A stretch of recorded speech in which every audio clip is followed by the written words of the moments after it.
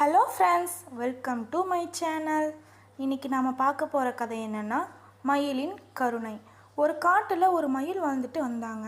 அந்த மயில் ரொம்ப அழகாக இருப்பாங்க. அதே நேரத்தில் மற்ற பறவைங்க மேலேயும் ரொம்ப கருணையோடு இருப்பாங்க.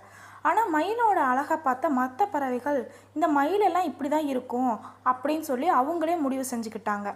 ஆனால் மயில் நட்போடு பேச வந்தால் கூட அந்த பறவைங்க மயிலை தவிர்த்துட்டு வேறு பக்கம் போயிடுவாங்க. ஒரு நாள் குளிர்காலம் அந்த காட்டில் ஆரம்பிச்சது. அப்போ தான் ஒரு குருவி குஞ்சு பொரிச்சிருந்தது. குளிரில் ரொம்ப கஷ்டப்பட்டுட்டு இருந்துச்சு.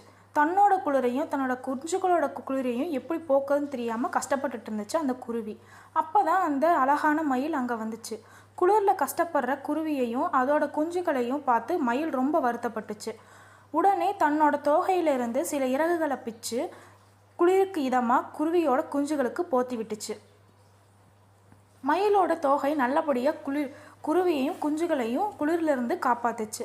அதை பார்த்த எல்லா குருவிகளும் இவ்வளவு நல்ல மயிலை அதோட தோற்றத்தை வச்சு நம்ம ரொம்ப தப்பாக நினச்சிட்டோன்னு சொல்லி அவங்க வருத்தப்பட்டாங்க.